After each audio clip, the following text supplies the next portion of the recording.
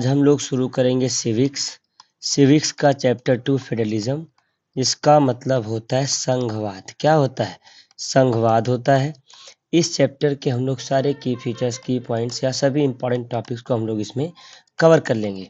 ये है मेरा नाम प्रिंस सिंह, ये मेरे चैनल का नाम टॉपेडिया। पहला ही टॉपिक है व्हाट इज फेडरलिज्म। फेडरलिज्म होता क्या है? Federalism is a system of government in which the power is divided between a central authority and various constituent units of the country। जैसे मान लो अगर ये एक देश को मैं बना दूं और इसको अलग अलग यूनिट्स में मैं डिवाइड कर दूं, मान लो ABCDEF, तो एक गवर्नमेंट होगी जो इस पूरे A to F के लिए क्या करेगी? रूल बनाएंगी। और ऐसी भी गवर्नमेंट होंगी जो पर्टिकुलर A के लिए, B के लिए क्या करेंगे? रूल को बनाएंगी। मतलब at least two tier of government होना चाहिए, ये बात कर रहे हैं। Usually a federation has two levels और two tiers of government. One is the government for the entire country. एक जो टीयर होगी वो पूरे देश के लिए होगी। That is usually responsible for a few subjects of a common national interest. मतलब जो सेंट्रल गवर्नमेंट होगी, जिसे बोलते हैं यूनियन गवर्नमेंट भी बोलते हैं, ये उन सब्जेक्ट्स पे लॉ बनाएंगी जो पूरे कंट्री में क्या चाहिए? यूनिफॉर्म। क्या चाहिए? यूनिफॉर्म मतलब एक जैसे। The others are government at the level of provinces or states that look after much of the day to day administrating. मतलब जो दूसरी टीयर गवर्नमेंट होगी वो ध्यान देगी एडमिनिस्ट्रेशन। किसका ध्यान देती है? एडमिनिस्ट्रेशन का ध्यान देती है। Both these levels of governments enjoy their power independent of each other. मतलब जो सेंट्रल गवर्नमेंट हो गई और जो स्टेट गवर्नमेंट हो गई, इनके जो पावर होते हैं वो क्या होते हैं? इंडिपेंडेंट होते हैं। मतलब जो स्टेट गवर्नमेंट है वो सेंट्रल गवर्नमेंट की सबऑर्डिनेट नहीं होती। नेक्स्ट जो टॉपिक है की फीचर्स ऑफ फेडरलिज्म, मतलब संघवाद अगर है किसी नेशन में तो एटलीस्ट कौन कौन से टर्म्स एंड कंडीशंस को फॉलो करने चाहिए। तो हम लोग इन 7 पॉइंट में ये है हमको उनको कवर करना है। पहली बात बोल रहे हैं there are two or more levels, मतलब दो तो होने चाहिए, उससे ज़्यादा भी हो सकते हैं। Levels or tiers of government के कितने लेवल होने चाहिए? कम से कम 2 लेवल होने चाहिए गवर्नमेंट के। Different tears of government govern, मतलब जो गवर्नमेंट है, सरकार है, वो रूल करती है ऑन द सेम सिटीजन। मतलब जैसे एक एक ये यूनिट ले लो, इसमें ये बना दो। अब इसमें जो मान लो पर्सन ए है, वो इस स्टेट जो गवर्नमेंट है वो भी इस पे रूल कर रही है और जो सेंट्रल गवर्नमेंट है वो भी रूल कर रही है। But each tier has its own jurisdiction. Jurisdiction का मतलब होता है अधिकार क्षेत्र। क्या होता है? अधिकार क्षेत्र। किस किस मैटर पे? लेजिस्लेशन मतलब रूल मेकिंग पे। टैक्सेशन मतलब कि कहाँ से जनरेट करेंगे क्या? रिवेन्यू। एंड एडमिनिस्ट्रेशन मतलब लॉ एंड ऑर्डर के लिए सबका अधिकार क्या होता है? अलग अलग होता है। The jurisdiction of respective levels or tiers of government are specified in the constitution। और किसके पास कौन से पावर है? मतलब सबके जो पावर होते हैं वो क्लियरली मेंशन होते हैं। क्लियरली क्या होते हैं? मेंशन होते हैं कॉन्स्टिट्यूशन में। जिससे ये बेनिफिट होता है कि जो गवर्नमेंट ज़्यादा पावरफुल होती है वो छोटी गवर्नमेंट को क्या कर पाए? सब्जुगेट न कर पाए। So the existence and authority of each tier, मतलब ये जो अलग अलग जो लेवल की गवर्नमेंट है उसका होना और उसके जो पावर है वो क्या हो? कॉन्स्टिट्यूशनली गारंटीड है। मतलब ऐसा नहीं है कि कोई ऐसी गवर्नमेंट आ जाए जो पूरा का पूरा क्या कर ले? ओवरटेक कर ले, स्टेट गवर्नमेंट्स के पावर को छीन ले। ऐसा नहीं हो सकता है। नेक्स्ट है the fundamental provision of the constitution. जो भी मूलभूत, जो भी क्या है? मूलभूत मतलब एकदम जो कॉर्नर स्टोन जो एलिमेंट्स होते हैं कॉन्स्टिट्यूशन की, उनकी बात कर रहा है। Of the constitution can not be unilaterally, मतलब कि किसी एक के द्वारा मतलब कोई भी एक टीयर की गवर्नमेंट उसको चेंज नहीं कर सकती।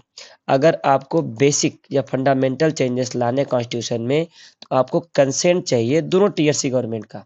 मतलब अगर आपको कुछ ऐसे रूल्स बनाने हैं जो कॉन्स्टिट्यूशन के फंडामेंटल जिससे चेंज हो रहे हों, जो उसका कॉर्नर स्टोन बेस चेंज हो रहा हो, तो आपको सेंट्रल गवर्नमेंट और स्टेट गवर्नमेंट दोनों का चाहिए अप्रूवल। क्या चाहिए? अप्रूवल चाहिए। फिर कह रहा है courts have the power to interpret the constitution and the powers of different levels of government। मतलब कौन कौन सी जो टीयर है, टीयर मान लो, अगर मैं मान लूँ tier one and tier one मान लो पूरे देश के लिए, टीयर टू मतलब कुछ यूनिट्स के लिए, तो इनके पावर को एक्सप्लेन कौन करेगा कि किनके पास कौन सा पावर है। ये राइट होता है कोर्ट्स के पास। किसके पास होता है? कोर्ट्स के पास होता है। द हाईएस्ट कोर्ट, जैसे अपने कंट्री में सुप्रीम कोर्ट है, highest court, act as umpire. Umpire का मतलब होता है निर्णायक। If dispute arise between different levels of government, मान लो अपने कंट्री में सेंट्रल गवर्नमेंट और किसी पर्टिकुलर स्टेट गवर्नमेंट का क्या हो जाए, कुछ डिस्प्यूट हो जाए, तो इनके बीच में उस कन्फ्लिक्ट को जो रिजॉल्व करने का पावर होता है वो होता है सुप्रीम कोर्ट का। नेक्स्ट है सोर्सेस ऑफ रिवेन्यू, मतलब कौन लोग कहाँ से रिवेन्यू जनरेट करेंगे। अब आपको रूल करना है, रूल करने के लिए या डेवलपमेंट के लिए आपको चाहिए मनी। मनी कहाँ से आपके पास आएगी ये होनी चाहिए आपको पता, फिक्स होनी चाहिए। मतलब आप किसी के ऊपर डिपेंडेंट नहीं रहे। अगर आप मनी के लिए क्या रहेंगे, डिपेंडेंट रहेंगे, तो सिंपल सी बात है आप अपनी पॉलिटिकल ऑटोनॉमी बचा नहीं पाएंगे। मतलब अगर हम लोग फाइनेंशियल अगर ऑटोनॉमी किसी टीयर के पास नहीं है तो वो अपनी पॉलिटिकल ऑटोनॉमी को बचा नहीं पाएंगे। Each level of government are clearly specified to ensure it financial autonomy, मतलब कौन सी लेवल की गवर्नमेंट कहाँ से रेवेन्यू जनरेट करेगी ये क्या होता है, फिक्स होता है। उसके बाद कह रहे हैं the federal system thus has dual objective. Federal system के दो ऑब्जेक्टिव होते हैं। पहला क्या है, to safeguard and promote unity of the country, मतलब कंट्री की जो यूनिटी है वो क्या रहे, बची रहे, बल्कि और स्ट्रांग हो। दूसरा, उसके साथ साथ जो रीजनल डाइवर्सिटी है उसको भी क्या मिले, रिस्पेक्ट मिले। मतलब अगर ऐसे मैं बता दूं, तीन सेक्शन बना दिए ए बी सी का, तो ये तीनों एक साथ रहे और ये अलग नहीं हो। दूसरा, ए की जो डाइवर्सिटी है, मतलब ए का जो लैंग्वेज, जो कल्चर, जो रिलीजन है, और जो बी का है, जो सी का है, इसे भी क्या मिले, रिस्पेक्ट मिलता रहे। Therefore, two aspects are crucial for the institution and practice of federalism.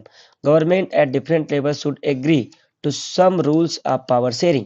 जो भी गवर्नमेंट है अलग अलग लेवल पे, उनको क्या करना चाहिए, उनको पावर शेयर करना चाहिए डिफरेंट ईयर्स पे। मतलब डिफरेंट ईयर्स जो गवर्नमेंट है उनके साथ पावर शेयर करना चाहिए। They should also trust and would abide by its parts of agreement. एक दूसरे के ऊपर ट्रस्ट होना चाहिए और उस एग्रीमेंट को दोनों को फॉलो अप करना चाहिए।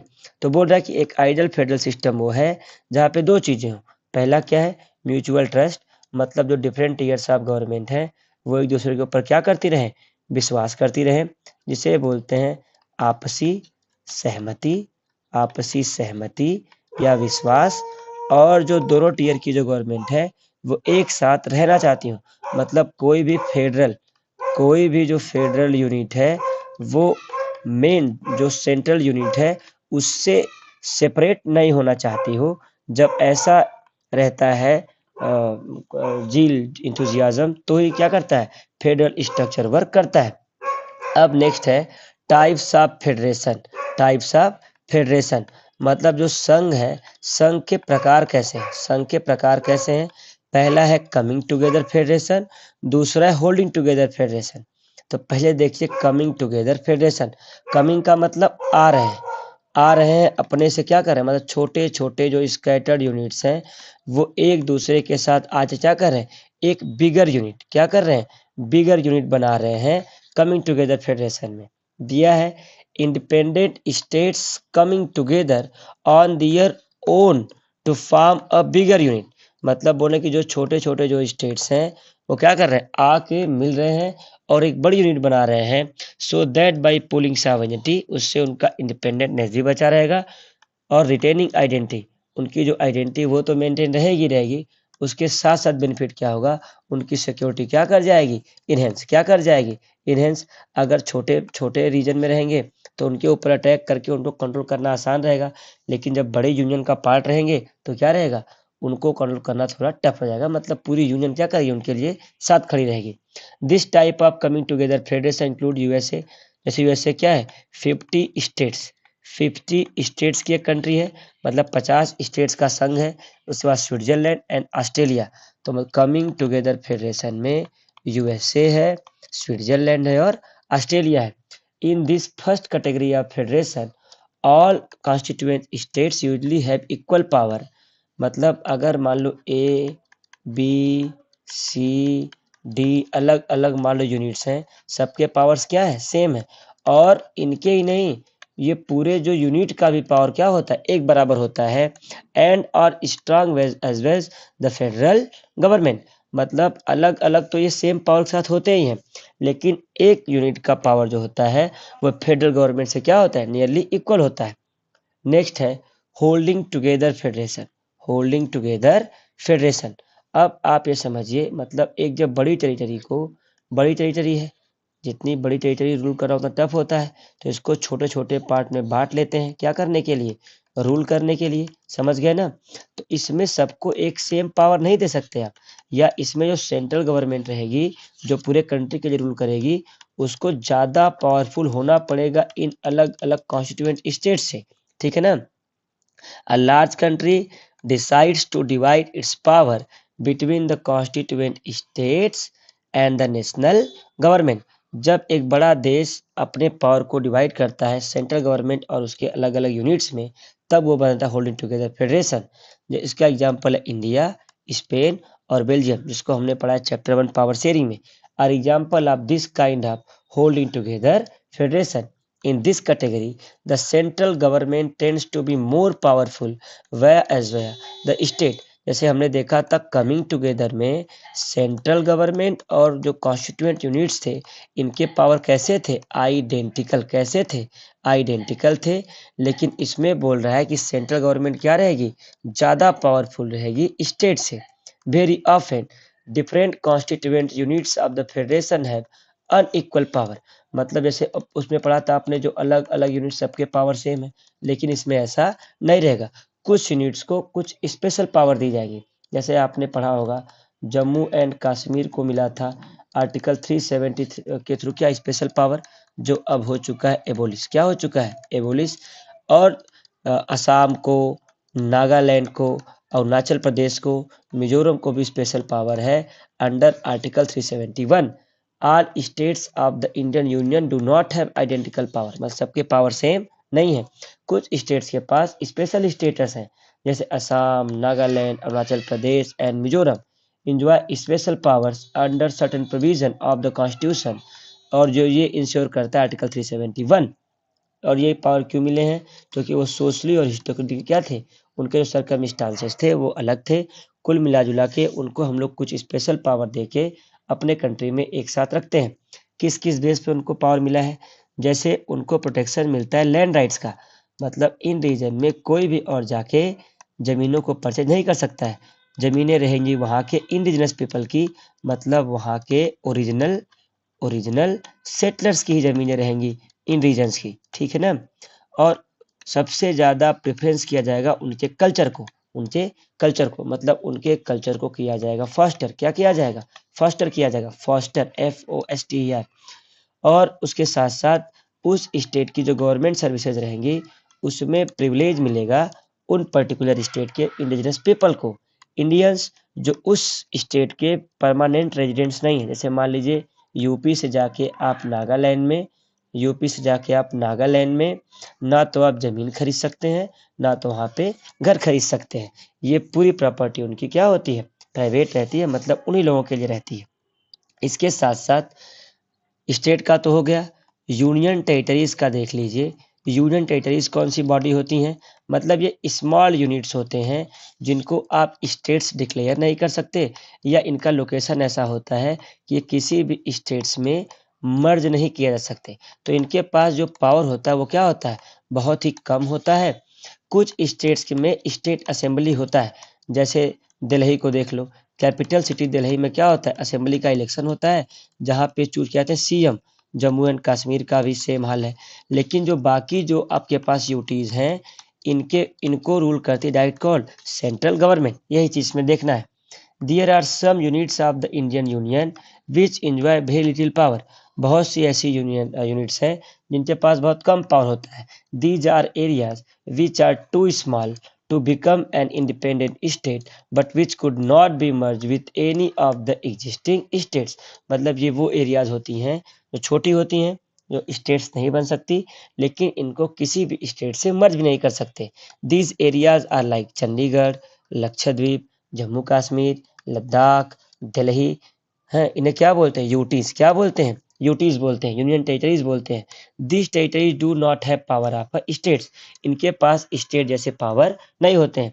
इनको रूल करने का सारा पावर किसके पास होता है? Central government. सेंट्रल गवर्नमेंट के पास स्पेशल पावर होता है इन स्टेट्स को चलाने का। अब अगला क्वेश्चन है, what makes India a federal country? India federal country कैसे बनती है? तो हमारे कॉन्स्टिट्यूशन में हमको 3 लिस्ट मिल जाती हैं। 3 लिस्ट मिल जाती हैं जिनमें क्या होते हैं? सब्जेक्ट होते हैं। उन सब्जेक्ट पे रूल फ्रेम करने का पावर क्या होता है? क्लियरली मेंशन होता है कि कौन सी टीयर रूल फ्रेम कर सकती है। पहला जो है यूनियन लिस्ट, जिसका नाम है संघ सूची। क्या नाम होता है? संघ सूची। इस पे रूल फ्रेम करती है यूनियन गवर्नमेंट। कौन करती है? यूनियन गवर्नमेंट, जिसे बोलते हैं केंद्र सरकार। केंद्र सरकार रूल बनाती है। दिया include subject of national importance, जैसे डिफेंस कंट्री का, foreign affairs, banking, communication and currency. इस पे मतलब ये वो सब्जेक्ट हैं जिस पे आपको चाहिए uniform laws in the whole nation. इसीलिए ये किस में जाते हैं? यूनियन लिस्ट में जाते हैं। They are included in this list because we need a uniform policy on these matters throughout the country. पूरे देश में क्या चाहिए आपको? यूनिफॉर्म पॉलिसी चाहिए। The union government alone can make laws relating to the subject mention in the union list. इस पूरे union list पे जो रूल बना सकती है वो कौन बनाती है? Union government. अगली जो लिस्ट है वो स्टेट लिस्ट, जिसका नाम है राज्य सूची। इस पे जो रूल बनाएगी वो कौन बनाएगी? State government. Contain subject of state and local importance, मतलब जो उस पर्टिकुलर रीजन के लिए क्या हो? सही हो। जैसे पुलिस हो गया, ट्रेड हो गया, ट्रेड बोल रहा हूँ, ट्रेड यूनियन नहीं, ध्यान दीजिएगा। कॉमर्स हो गया, एग्रीकल्चर एंड इरिगेशन, ये वो सब्जेक्ट्स हैं जिन पर रूल बनाती है state government. The state government alone can make laws relating to the subject mention in the state list. इस स्टेट लिस्ट में जो भी सब्जेक्ट मेंशन है, इस पे रूल कौन बनाता है? स्टेट गवर्नमेंट बनाती है। अब मान लो ऐसा है, कुछ सब्जेक्ट ऐसे होते हैं जो मिलते हैं कॉन्करेंट लिस्ट में, इसको बोलते हैं समवर्ती सूची। क्या बोलते हैं? समवर्ती सूची। तो ऐसे सब्जेक्ट्स पे रूल सेंट्रल गवर्नमेंट बनाती है और कौन बनाती है? स्टेट गवर्नमेंट, ये दोनों बनाती हैं। अच्छा, मान लो ऐसा हो जाए कि जो सेंट्रल गवर्नमेंट ने रूल बनाया हो वो जस्ट अपोजिट हो जाए किसके? स्टेट गवर्नमेंट के। तब क्या होगा? तो जो सेंट्रल गवर्नमेंट का रूल रहेगा वो प्रिवेल हो जाएगा, मतलब वही रूल फॉलो किया जाएगा। Include subjects of common interest to the both union government as well as state government, जैसे एजुकेशन हो गया, फॉरेस्ट हो गया, ट्रेड यूनियंस। ट्रेड पार्ट है स्टेट का, लेकिन ट्रेड यूनियन पार्ट है कंकरेंट लिस्ट का। मैरिज, एडॉप्शन, मतलब कि एक तरीके से किसको एडॉप्ट कर सकते हैं, किसको नहीं, कितने एज में, ये सब। सक्सेशन, उत्तराधिकार का। Both the union as well as state government can make laws on the subject mention in the list. दोनों गवर्नमेंट इस पे लिस्ट मतलब रूल बना सकती हैं, लेकिन अगर कोई भी कॉन्फ्लिक्ट हुआ रूल को लेके, अगर एक दूसरे का रूल एक दूसरे के अपोजिट बन जाए, तो जो लॉ बनाया जाएगा यूनियन गवर्नमेंट के द्वारा, वही लॉ क्या होगा? इम्प्लीमेंट। क्या होगा? इम्प्लीमेंट। ये बात ध्यान दीजिएगा। नेक्स्ट है रेजिडुरी सब्जेक्ट। अब मान लो कुछ ऐसे सब्जेक्ट होंगे, कुछ ऐसे टॉपिक होंगे जो कॉन्स्टिट्यूशन बनने के बाद आए होंगे, या जो इन तीनों ही लिस्ट में नहीं रहे होंगे।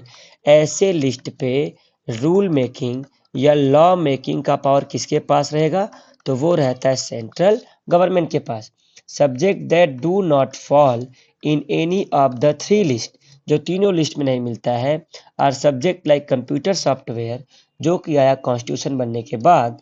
तो हमारे कॉन्स्टिट्यूशन के अकॉर्डिंग यूनियन गवर्नमेंट के पास ये पावर होता है कि ऐसे सब्जेक्ट्स जो छूट गए हों, जो किसी तीनों लिस्ट में नहीं हो, उनके ऊपर रूल बना दे। तो जो टॉपिक तीनों लिस्ट में नहीं है, उनके ऊपर लॉ मेकिंग का पावर होता है सेंट्रल गवर्नमेंट के पास।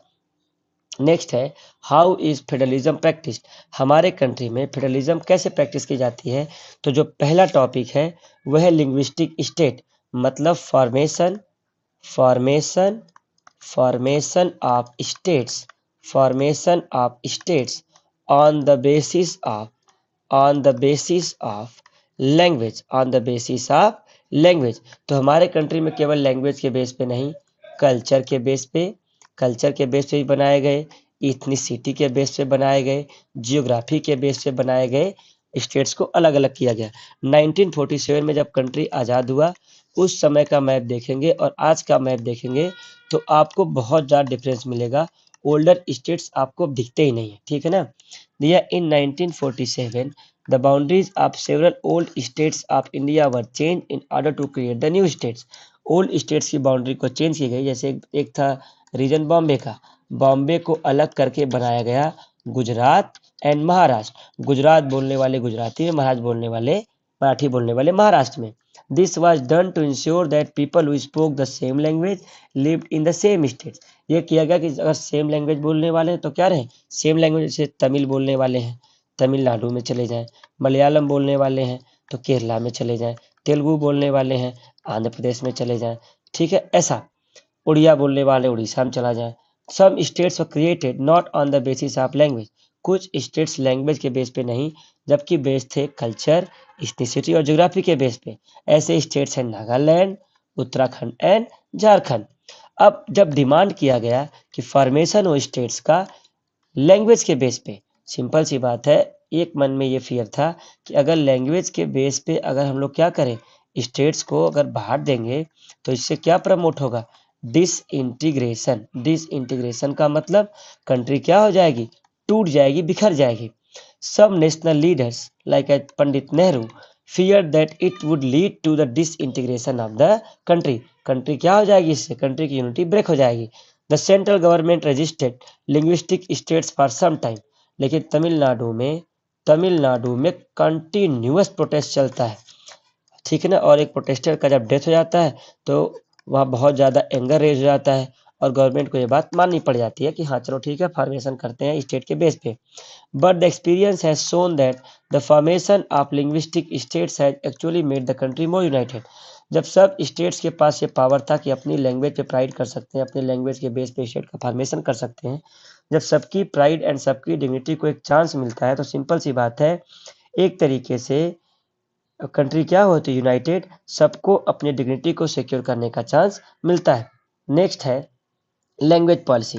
जैसे आपने सुना होगा भारत की कोई भी नेशनल लैंग्वेज नहीं। नेशनल लैंग्वेज का मतलब होता है राष्ट्रभाषा। भारत के पास उसकी कोई भी राष्ट्रभाषा नहीं है, क्योंकि ऐसी एक भी लैंग्वेज नहीं है जो पूरे कंट्री द्वारा बोली जाती हो। बहुत ज़्यादा हमारी कंट्री क्या है, वर्सटाइल है in the term of language. जैसे 300 के ऊपर तो क्या बोले जाते हैं, डायलेक्ट्स, मतलब लोकल जो बोलियां होती हैं वो 300 के ऊपर बोली जाती हैं, ठीक है ना। तो बोल रहे हैं कि our constitution did not give the status of national language to any one language. Hindi जो है वो क्या है, कंट्री की ऑफिशियल लैंग्वेज है, राष्ट्रभाषा नहीं है, नेशनल लैंग्वेज नहीं है, ऑफिशियल लैंग्वेज है। Hindi is the mother tongue of, मतलब मातृभाषा है केवल 40% इंडियंस की, मतलब देश के केवल 40% लोग क्या बोलते हैं, हिंदी को बोलते हैं। बाकी जो 60% है वो हिंदी नहीं बोलते, वो अलग अलग भाषा को बोलते हैं। ये पॉपुलेशन नियरली 84 करोड़ की है। समझ रहे हैं बात को, आसान नहीं है इसको। Beside Hindi there are 22 other languages recognised as scheduled language. Constitution का जो 8th शेड्यूल है, 8वीं अनुसूची है, इसने क्या किया है, भाषाओं को शेड्यूल किया हुआ है, जिसमें 22+1 हिंदी को लेके, हिंदी को छोड़ के 22 भाषाओं क्या किया गया है, अनुसूचित क्या किया गया है, अनुसूचित किया गया है। A candidate in an examination conducted for central government. जैसे मान लो एनडीए का एग्जाम हो रहा हो या यूपीएससी का एग्जाम हो रहा हो, ठीक है, या नीट का हो रहा हो, ठीक है, या जेई का हो रहा हो, ये एग्जाम जो पूरे कंट्री में एक साथ कंडक्ट किए जाते हैं, इनके लिए जो लैंग्वेज चूज करता है, इंग्लिश तो रहेगा ही रहेगा, उसके साथ अपना लोकल लैंग्वेज चूज कर सकते हैं।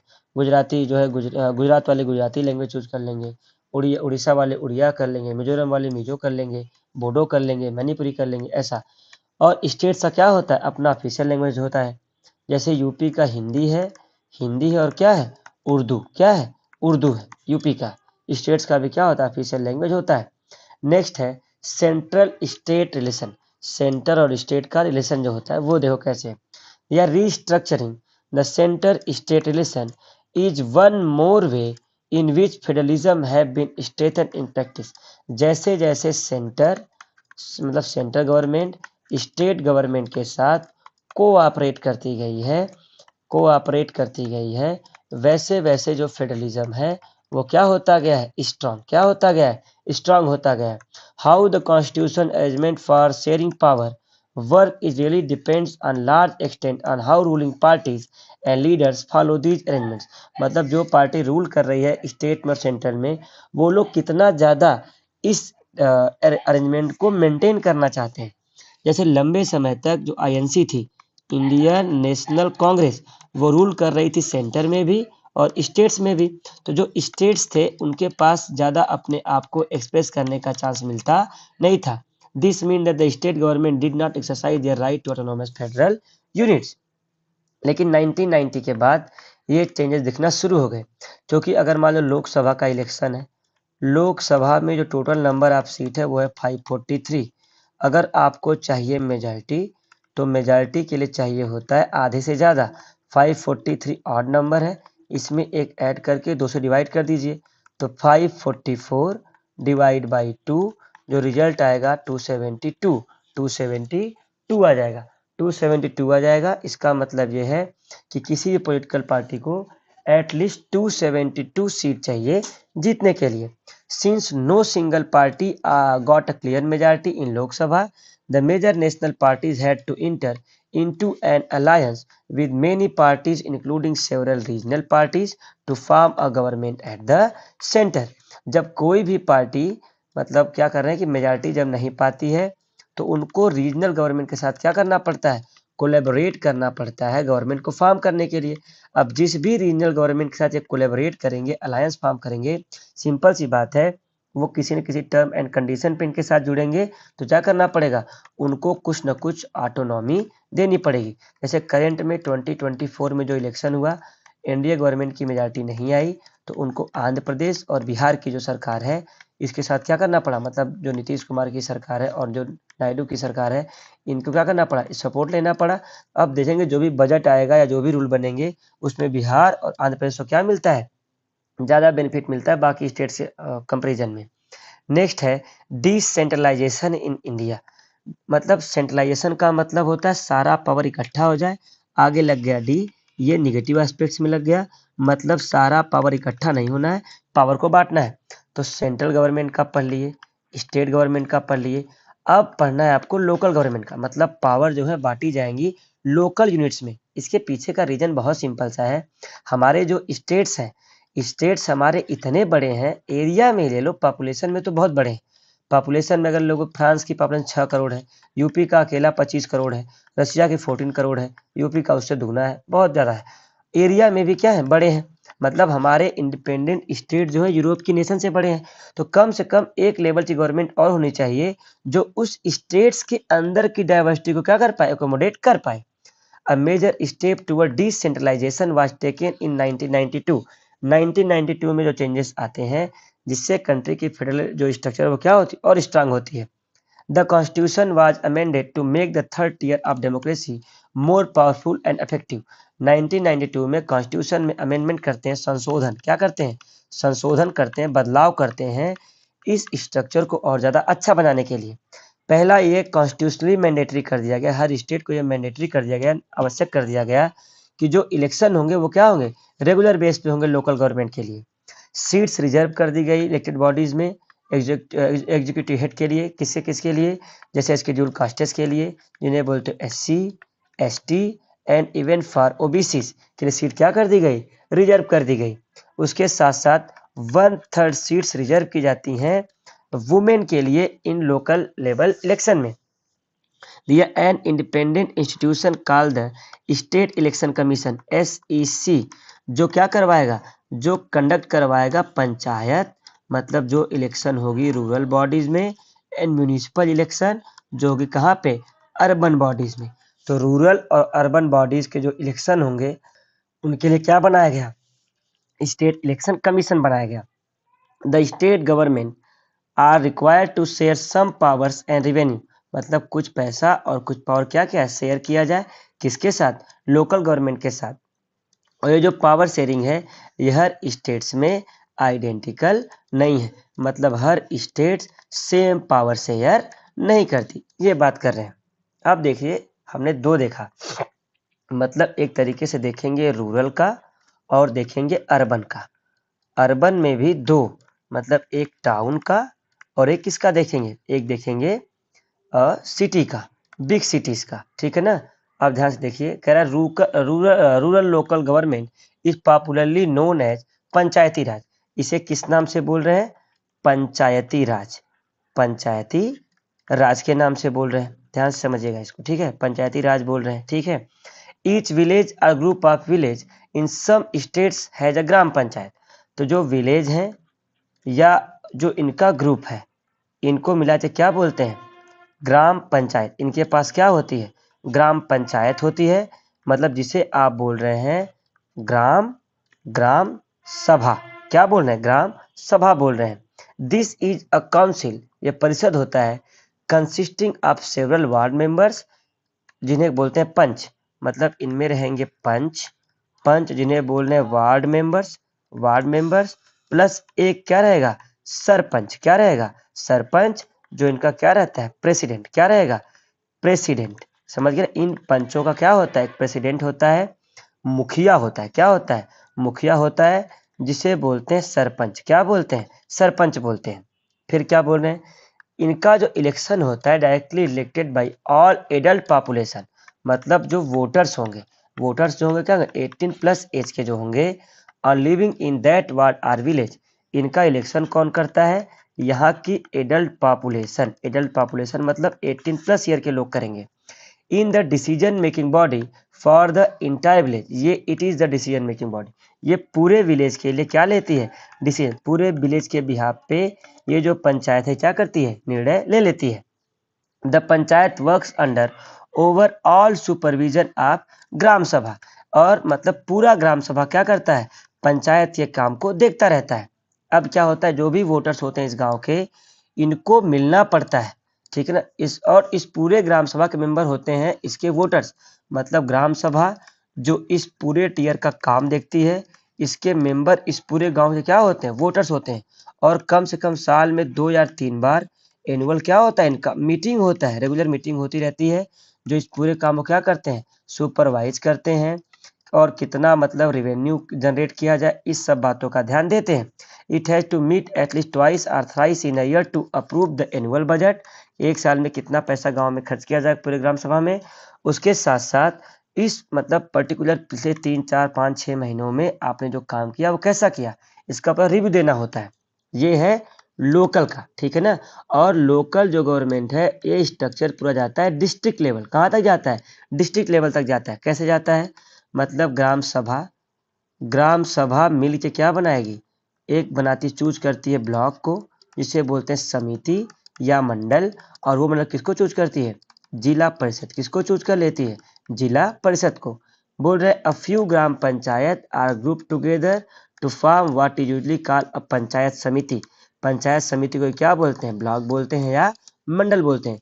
जैसे गांव मिलके ग्राम सभा बनाए थे, वैसे ही अलग अलग ग्राम समिति क्या बनाती हैं, पंचायत समिति, क्या बनाती है, panchayat samiti. The member of this representative body are elected by all panchayat member, panchayat member किसको चूज कर लेते हैं, पंचायत समिति के मेंबर को।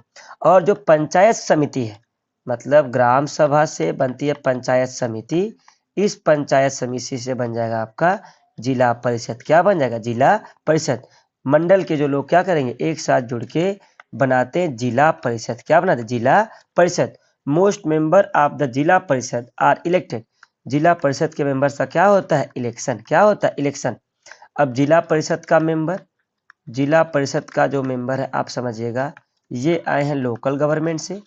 फिर उसमें लोकसभा का एमपी जो पूरे नेशनल लेवल का रहेगा वो साथ रहेगा, और एमएलए, एमएलए का मतलब member of legislative assembly, MP का मतलब सांसद, एमएलए का मतलब विधायक, क्या हो जाएंगे, विधायक।